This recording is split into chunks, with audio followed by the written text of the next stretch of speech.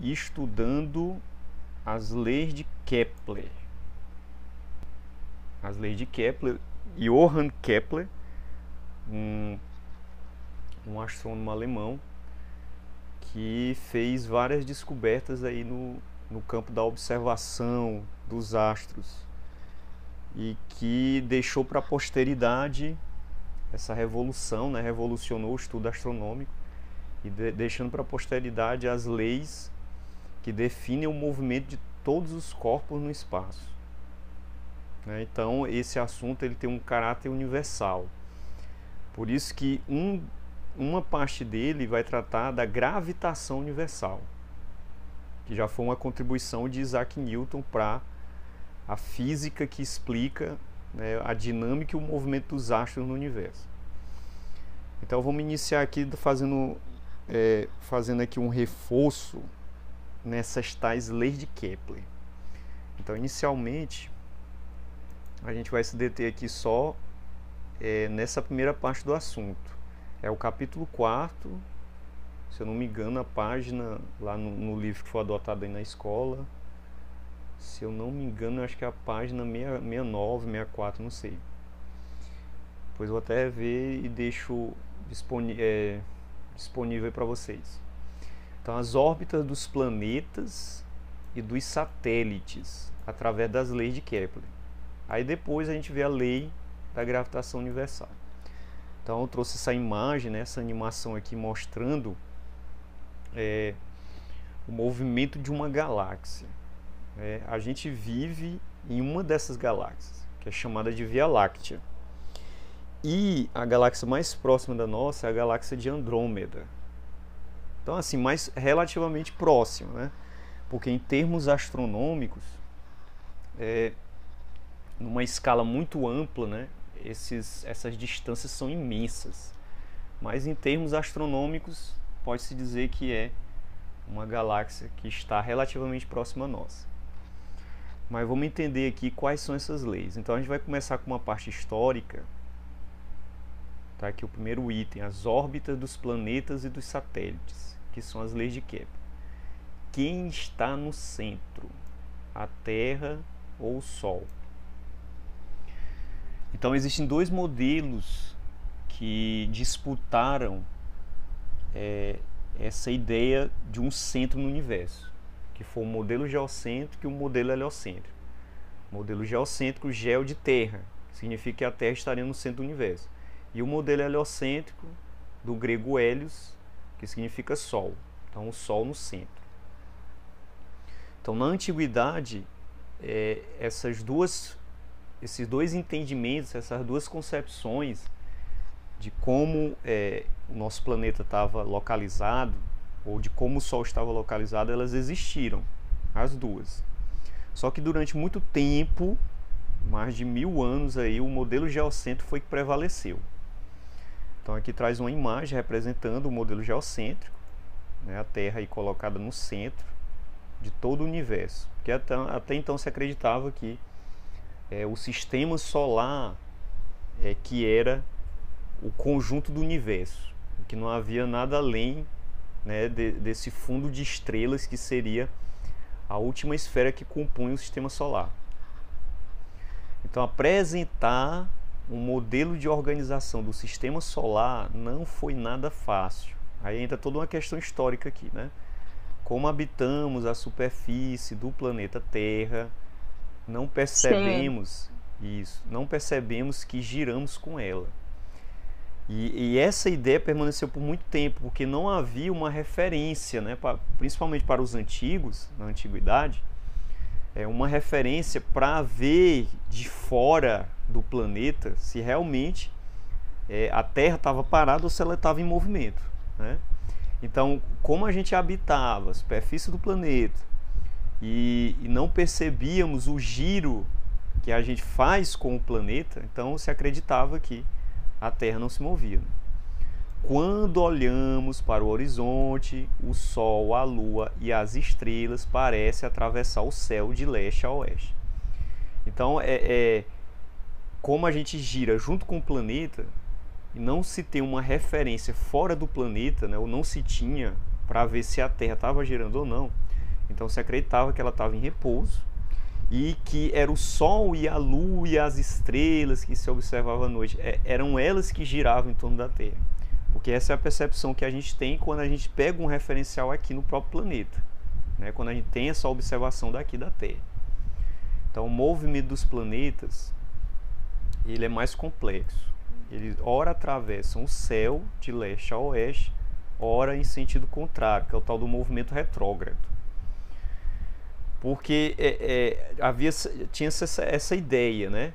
Quando se aponta o telescópio, por exemplo, para Marte, tem-se a impressão, fazendo várias observações durante 2 dias, 3 dias, uma semana, que Marte parece voltar na trajetória dele. É como se ele girasse indo numa direção e depois voltasse. Então, como é que se explicava isso, né? Então, tentava se explicar isso utilizando o modelo geocêntrico. E se explicava por esse modelo usando um conjunto de círculos, né? Um conjunto de circunferências, uma na outra, em movimento giratório. Mas é um modelo que com o tempo ele fica muito complicado, né? Então foi com as descobertas posteriores, né, principalmente com a vinda do telescópio, que foi possível então observar isso de forma mais correta, né, fazer essas observações e tirar essas conclusões mais corretas. Mas toda essa impressão são os astros que estão fora, que parece que estão girando em torno da Terra, ou esse movimento de recuo que, por exemplo, alguns planetas apresentam, como Marte, né, dão essa ilusão, né, de que a Terra é que está no centro e parada. Então, o modelo geocêntrico, está aqui uma representação maior, né, desse modelo, né, dando um destaque. Então, é uma figura aí medieval, se eu não me engano aqui da época de Nicolau Copérnico, né, se eu não estiver enganado. Então, mostrando aí do século XIV, século XV, mostrando aí um modelo geocêntrico. Quando se fala em modelo, é bom que se entenda isso, né? Modelo como sendo uma representação, ou aquilo que mais se aproxima da realidade. Dadas essas observações, a hipótese de a Terra ser o centro do sistema solar é bastante aceitável.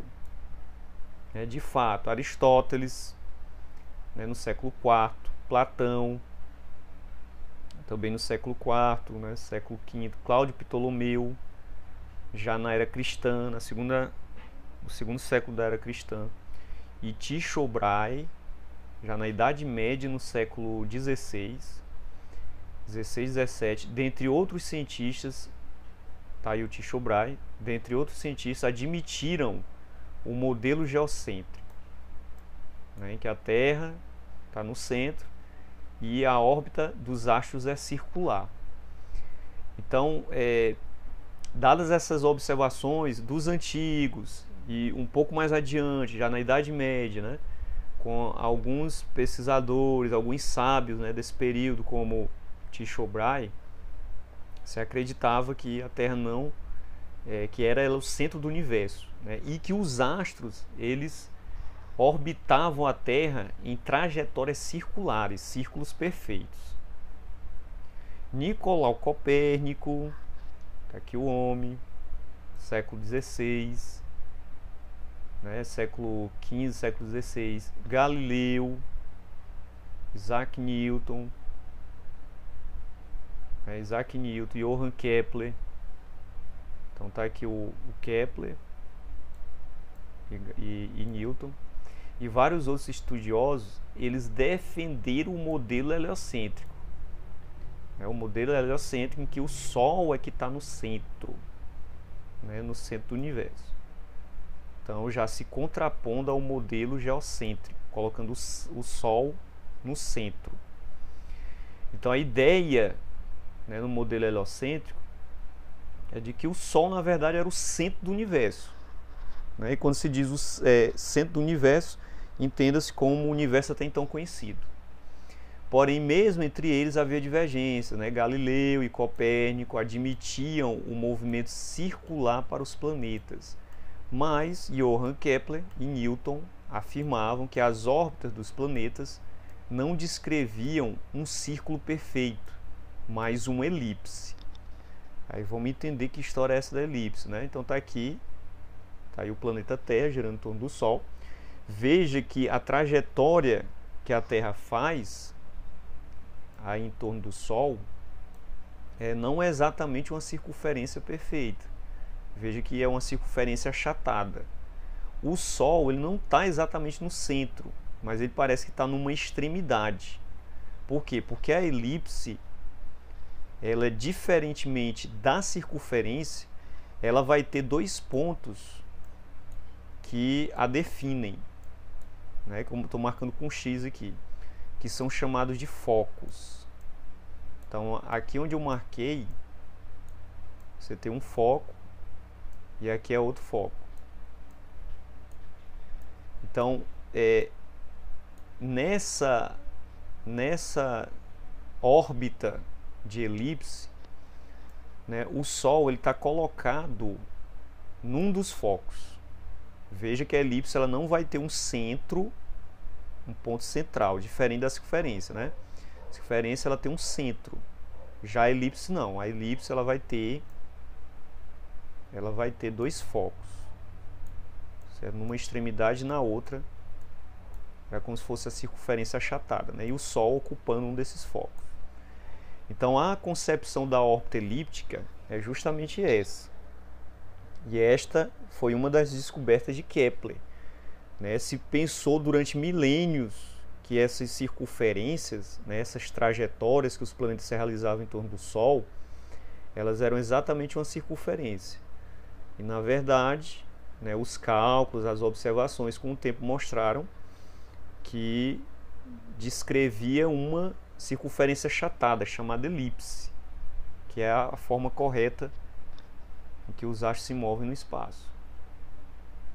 Copérnico ele propôs um modelo que continha 7 premissas, por ele admitidas como verdadeiras, que acabaram produzindo uma revolução no pensamento científico da época. Então a primeira premissa: nem todas as esferas celestes giram em torno de um único centro.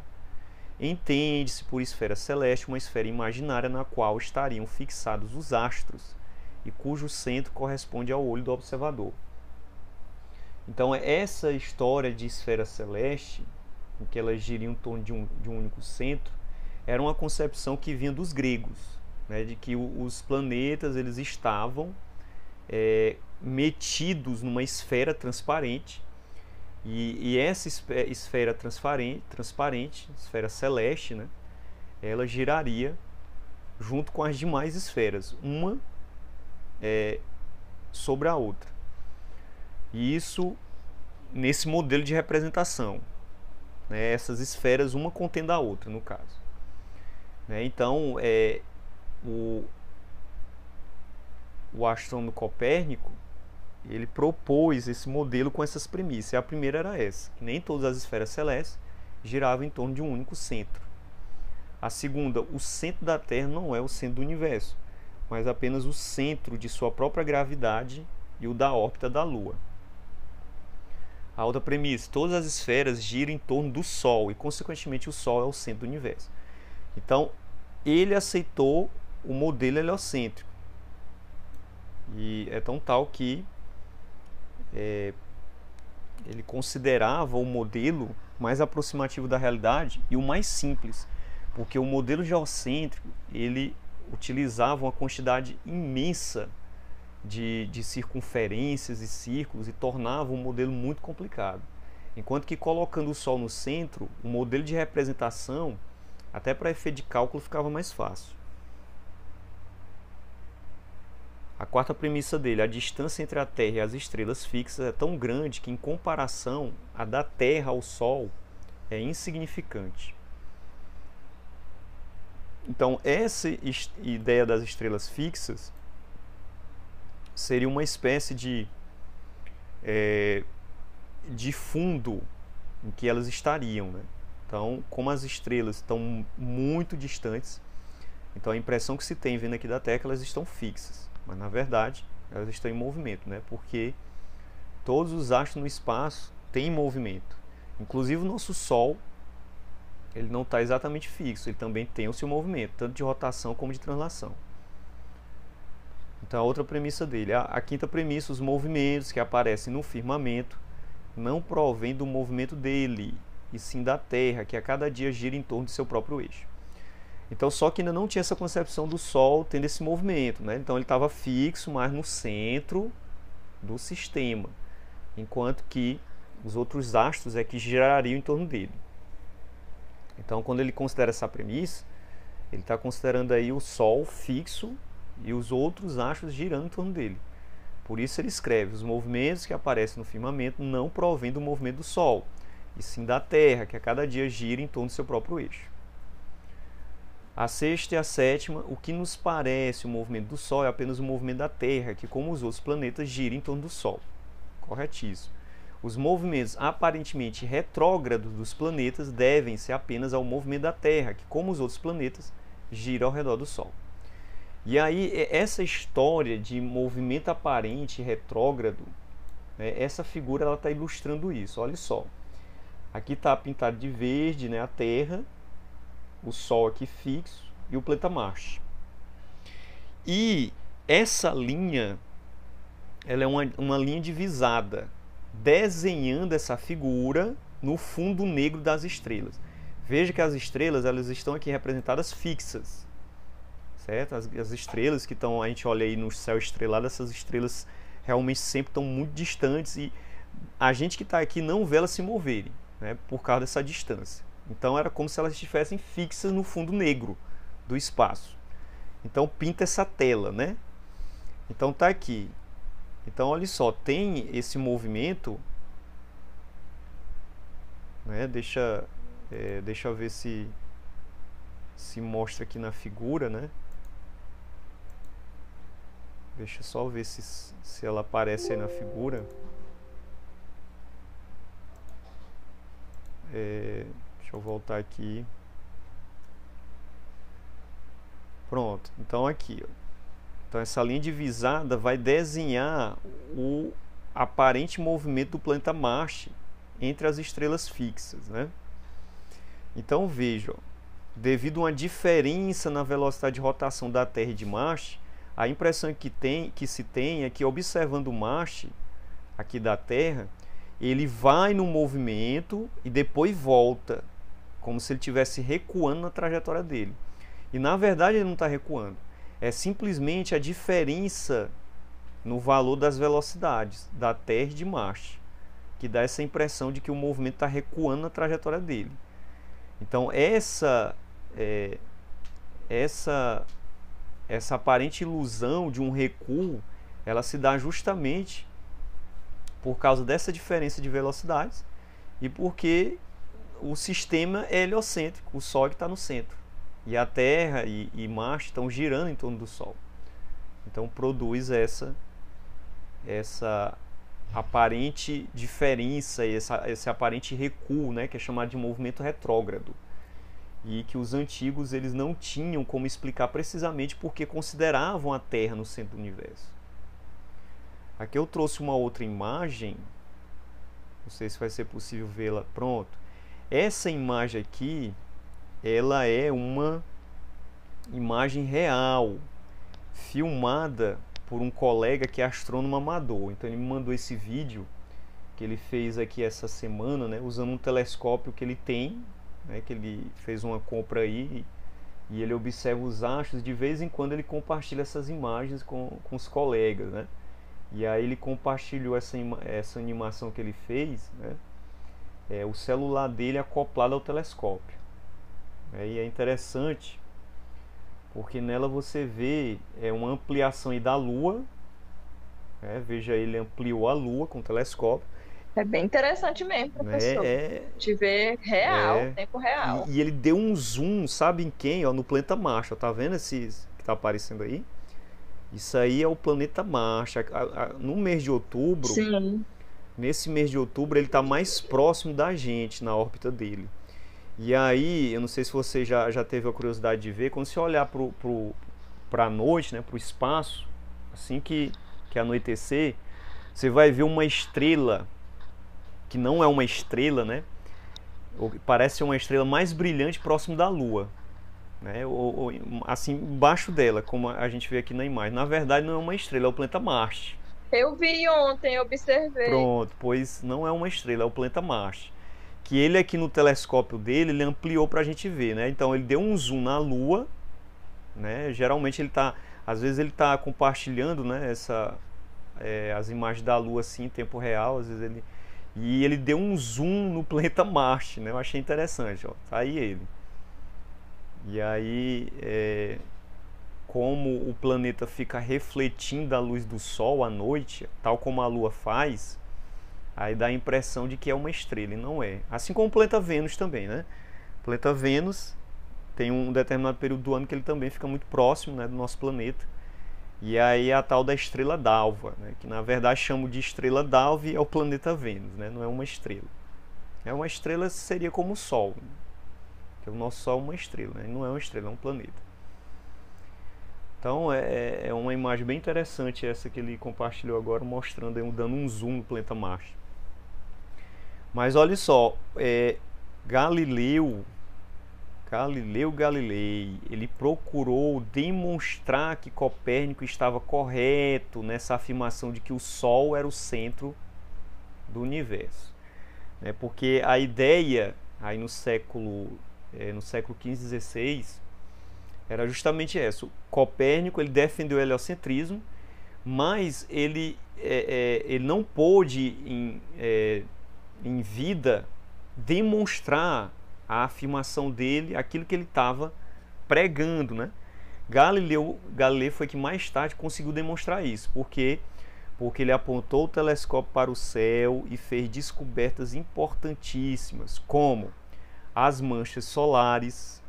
Então está aqui uma animação mostrando essas manchas, que são erupções, né, devido ao intenso calor e à atividade do Sol. Ele não é uma esfera, né, perfeitamente lisa, como se acreditava na época, né? Na verdade, ele, com o telescópio, o Galileu pôde observar essas manchas. Então, algumas ideias que, inclusive, a Igreja Católica defendia na época, dizia que os céus eram perfeitos. Então, essas imperfeições, elas não existiriam. E o Galileu, né, começou, ao apontar o telescópio para o espaço, ele começou a ver essas imperfeições. Uma delas eram as manchas solares, né? Então ficou muito nítido ao telescópio, ele observou isso na época. Também as luas de Júpiter, né? Júpiter tem 18 luas.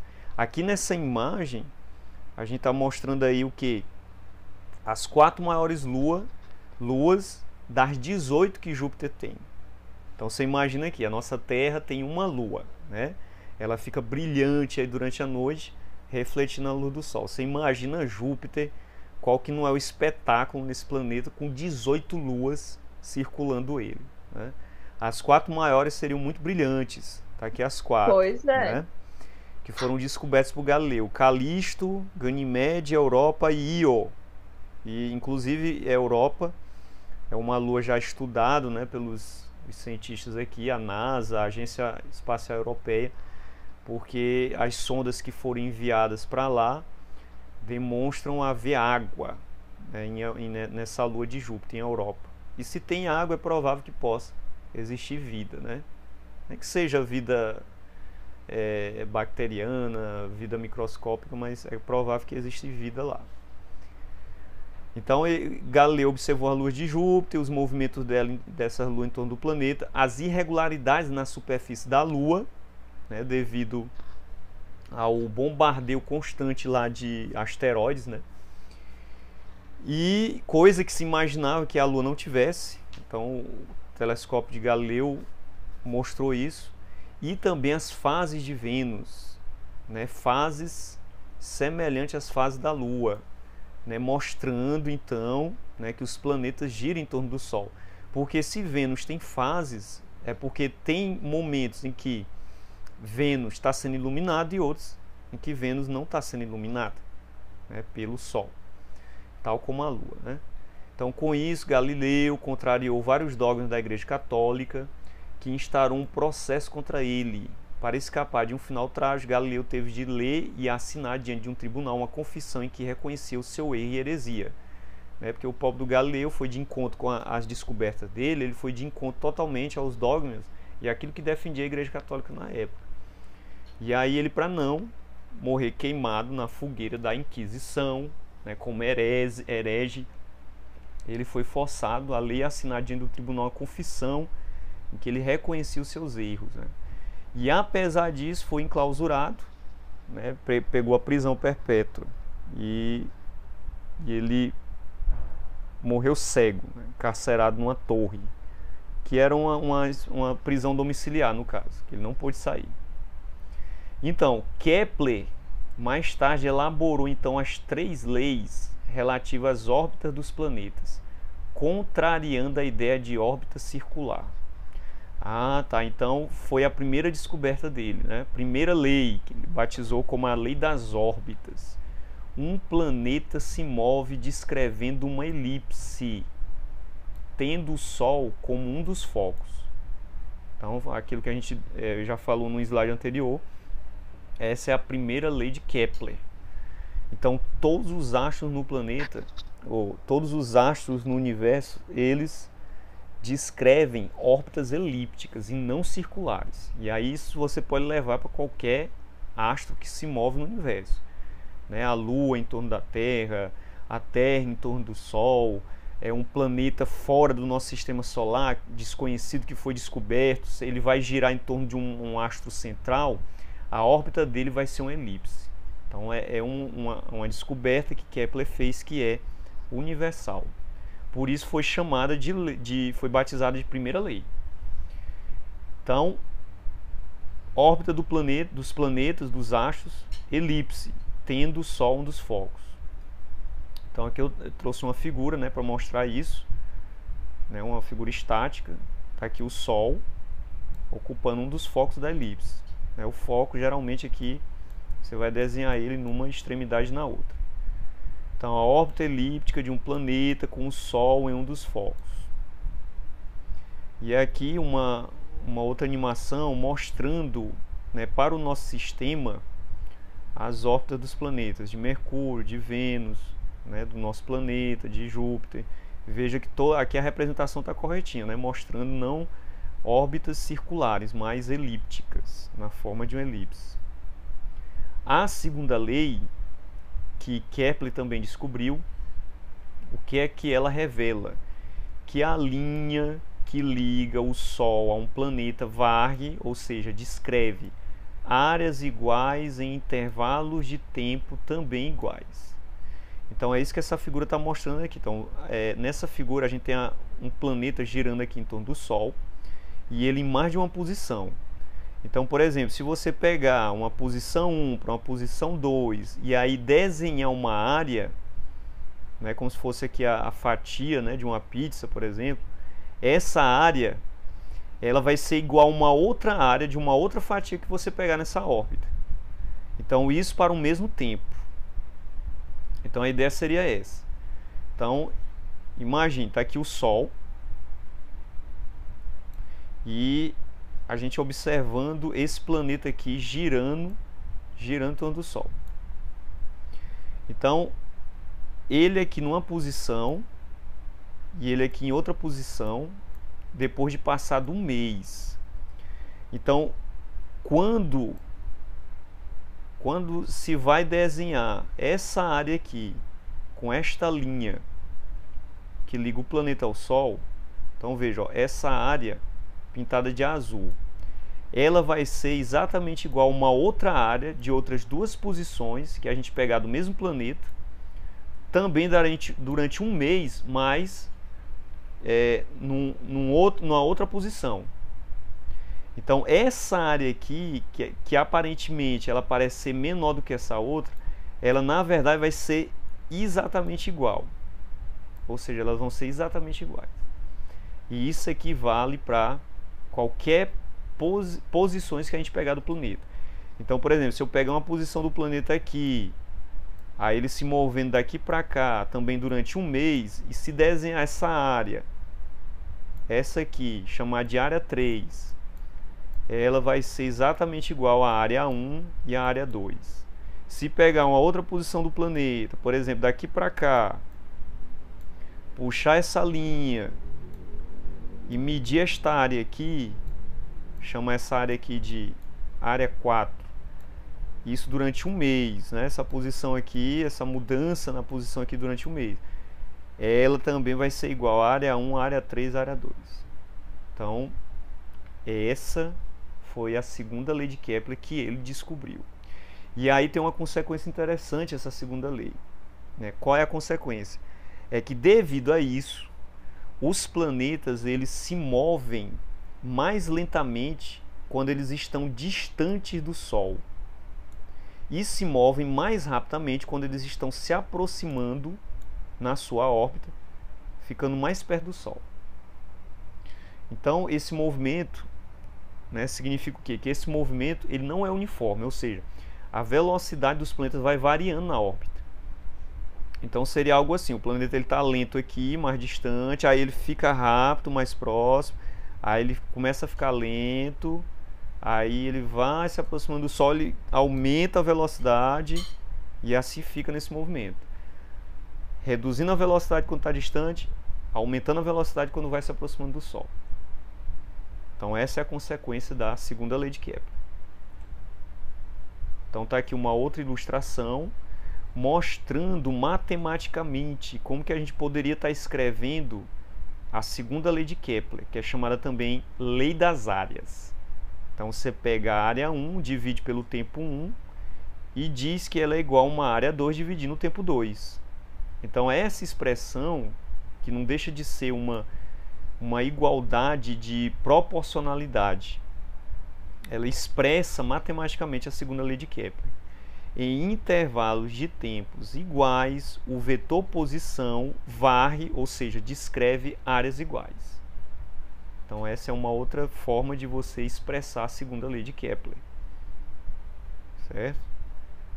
E finalmente a terceira, que é a lei das órbitas. O que é que diz a terceira lei? É constante para todos os planetas a razão entre o tempo que um planeta leva para dar uma volta completa em torno do Sol, elevado ao quadrado, e o raio médio de sua órbita elevado ao cubo, ou seja, elevado a 3. Matematicamente, a terceira lei é expressa dessa maneira: o tempo ao quadrado dividindo a distância média elevada a 3 é igual a uma constante, né? Esse K aqui está expressando essa constante. Então essa é a terceira lei. Então está aí novamente a representação, mostrando esse tempo e essas distâncias. E aí é algo que define esses tempos que os planetas levam, por exemplo, no nosso sistema, para dar uma volta completa em torno do Sol. Lógico, né, que pela terceira lei, quanto mais distante o planeta estiver do Sol, mais tempo, né, ele levará para completar essa volta em torno do Sol. E aí eu trouxe essa figura justamente para mostrar as duas posições que recebem nomes especiais. Então essa primeira posição aqui é chamada de afélio. É o ponto em que o planeta está mais afastado do Sol, né? A gente vê aí pela figura. E o ponto, que é o extremo dessa linha, do outro lado, que é chamado de periélio, que é o ponto em que o planeta está mais próximo do Sol. Então essas são as duas extremidades. Então o ponto mais afastado, afélio. O ponto mais próximo, periélio. Aqui no afélio a velocidade é a mínima possível. No periélio a velocidade do planeta é a máxima possível, porque é no ponto em que ele está mais próximo do Sol. O raio médio da órbita é justamente essa distância aqui, que é a distância do afélio ao periélio até esse ponto central, né, que seria o ponto médio entre o afélio e o periélio. Então, e essa linha aqui, essa distância aqui é que é chamada de raio médio da órbita. E aí, olha só, essa tabela ela traz os valores da constante K para o nosso sistema. Então, vejam, por exemplo, Mercúrio.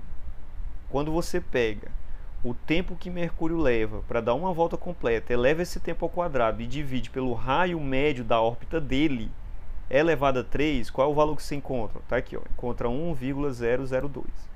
Se você observar esse cálculo da terceira lei, ó, para cada planeta, está dando aproximadamente 1, mostrando que o K para o nosso sistema é aproximadamente 1, né, a constante lá da equação da terceira lei de Kepler. Essa medida do raio médio da órbita, ela foi feita em unidades astronômicas. Aí, mas o que é essa unidade astronômica? Está aqui ela. A unidade astronômica é a distância em quilômetros da Terra ao Sol. Então ela é tomada como padrão pelos astrônomos para definir distâncias no nosso sistema solar. Então toda vez que aparecer essa unidade de medida, UA, ela deve ser entendida como unidade astronômica. E o que é a unidade astronômica? É a distância média da Terra ao Sol, ou seja, uma unidade astronômica corresponde a 150 milhões de quilômetros, que é essa distância da Terra até o Sol, uma distância aproximada. Então, os raios médios das órbitas de cada planeta, eles são expressos em unidades astronômicas. Então, por exemplo, Mercúrio, né, que está mais próximo, 0,387 unidade astronômica. Vênus, 0,723. A Terra, exatamente 1, porque é exatamente a distância da Terra ao Sol, né? Marte, está mais distante, né? Júpiter, 5 unidades astronômicas. Saturno, 9. Olha só, Urano e Netuno que estão mais distantes. O Netuno corresponde, tem uma distância, né, de 30 unidades astronômicas. Então, esses valores, basta que você, para você encontrar eles em quilômetros, basta que você pegue cada um deles e multiplique por 150 milhões de quilômetros. E aí, os anos, né, medidos aqui da Terra para cada planeta. Então, veja só, né, só para tomar como referência, ó, o tempo que Netuno leva para dar uma volta completa em torno do Sol. Tá vendo aqui, ó, 164 anos terrestres. Ou seja, enquanto a Terra leva 1 ano, Netuno leva 164 anos. Então significa que se fôssemos morar em Netuno, a gente ia ter que fazer uma mudança radical na medida de tempo por lá. Porque a gente ia viver 30 anos nossos, seriam, sei lá, 1000 anos lá, seria, sei lá, 1000 anos não, estou exagerando, mas seria 200, 300 anos lá, né? Porque o tempo de 1 ano lá é muito maior do que o nosso por causa da distância que o planeta se encontra do Sol. E aqui uma ilustração mostrando o movimento do Sol. Então veja que interessante, como o Sol não está fixo, né, ele se move no espaço, né, lógico, a gente não percebe esse movimento, né, mas os astrônomos, em observações detalhadas, detidas, né, pacientes e tudo, eles observaram esse movimento. Ele está girando em torno do centro da galáxia. O Sol, no movimento dele, vai carregando os planetas junto com ele. Então, os planetas, ao mesmo tempo que giram em torno do Sol, eles têm um movimento de translação, ou seja, eles se movem no espaço junto com o Sol. Então eles vão descrevendo no espaço esses caracóis, enquanto se movem junto com o Sol, né? Então o Sol está carregando os planetas aí junto com ele, enquanto se move em torno do centro da galáxia. Então essa imagem está mostrando aí aproximadamente como é que é esse movimento. E aí a lei da gravitação universal, que nós deixaremos aí para a próxima aula. Ok? Então, feito isso, tá ok. Feito isso, eu já deixei uma tarefinha lá, viu? Para vocês fazerem, certo? E aí eu vou só disponibilizar o link da tarefa para vocês responderem. Inclusive, eu acho que até já postei, se eu não me engano, eu acho que eu já postei essa tarefa na plataforma. Mas eu vou disponibilizar o link novamente no grupo de WhatsApp para vocês acessarem, que eu acho que ninguém respondeu ainda. Ok? Então, fica para a próxima. Professora, Oi. essa última eu fiz. Você fez já, né? Você ouviu? Não, ainda não abri não. Da última vez que eu A abri, última que o senhor tinha postado. né? Porque da última vez que eu abri, eu não vi nenhuma resposta, né? Mas eu vou abrir agora à noite para me ver, certo? Mas... Pois é, eu fiquei em dúvida se foi, porque apareceu lá uma coisinha vermelha, não sei o que, obrigatório. Aí eu não entendi se foi ou se não foi. Ah, tá. Quando aparece isso é porque fica faltando alguma informação que você não colocou, entendeu? E aí você veja se você colocou todas as informações, porque geralmente eu coloco o quê? Para você botar o nome, né? Botar o e-mail e responder. Aí quando você deixa de botar alguma coisa ou outra ou de responder, Isso. aí aparece o pontinho vermelho lá, né? Que não foi respondido, entendeu? Ok, pois. Tá. Pois então, até a próxima. Até, boa noite. Boa noite.